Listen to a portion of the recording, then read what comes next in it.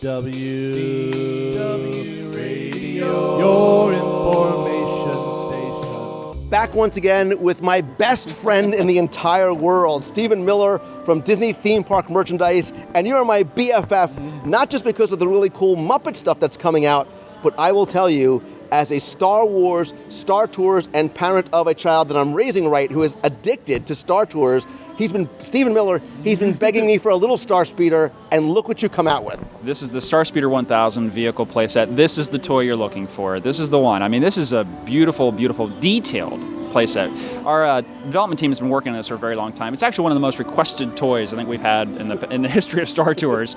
They wanted to have a vehicle playset. Now, as a child, I grew up with Star Wars, and so I had a ton of Star Wars toys, especially around the Christmas time. It was always going through the catalogs, and that's the one I want. Did you have like the big, I had the big AT-AT Walker and the Millennium Falcon and the Death Star. The Ewok playset, the cantina, the everything, the Ewok playset is basically my house. But. Yeah, thank you, Mom and Dad, is what I can say, because hours spent. And funny thing is, my son now actually plays with a lot of those. But this here, you let your son play with your toys?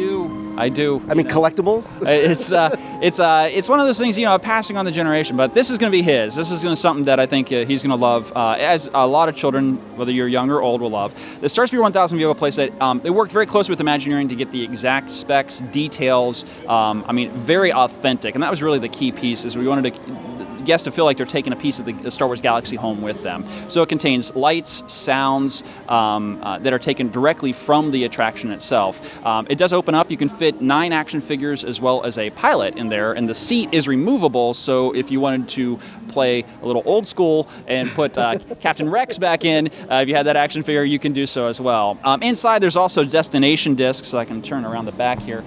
Several different destination discs. The destination discs, 4 different ones. You put them in the front, and then when you activate the sound in the back, it plays dialogue directly from the attraction. So there's a scene from the pod race, there's a scene from the Battle of Hoth, a Death Star, as well as then the Yoda projection that's there. So like the actual attraction, it's a different sort of destination, and I am so excited. Yeah, not as many as you get to experience on Star Tours. The adventures continue, but we still wanted to keep an authentic experience, even to the point of one of the favorite sounds that was added is the boarding sound.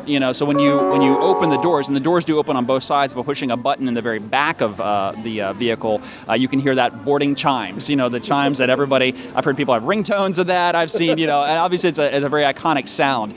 The R2 unit that's included in here is removable, so if you wanted to put a different astromech droid, you can. It also comes with the IC360 droid, the camera droid. There's a little flap up here. You can take the camera droid out and move it around. But again, it's about 19 inches long, it's 7 inches wide, 7 inches tall, so it's quite a massive place set. We have released other Starspeeder 1000 playset, a little bit smaller. There's a smaller version, there was another medium-sized version. This here is that kind of small-scale replica. And my son's been frustrated because he can't jam his full-size action figures into the little Starspeeder. You are going to make a lot of little boys and big boys very happy. And that's part is it's a very affordable playset too. $54.95 is what you're looking at for this playset here, and it is arriving. It has just arrived at Walt Disney World. It is also coming to Disneyland.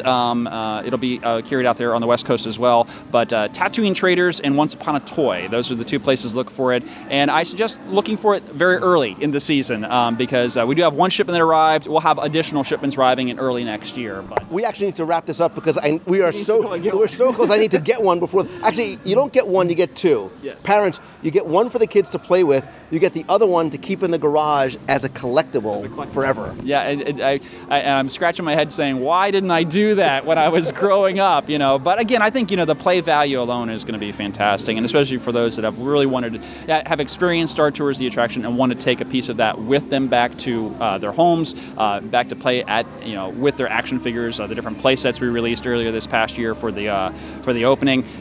It's gonna be a fun play set. I can't wait to see my son's face. So you keep this one for yourself, then come over because we've got the AT-AT set up in the room. We can all sort of play together. We can all play. I have a play date, a Star Wars play date. Awesome. Stephen Miller, I'm on my way to Tatooine Traders. Thank you very much, Thank you. And may the Force be with you. May the Force be with you. And also with you.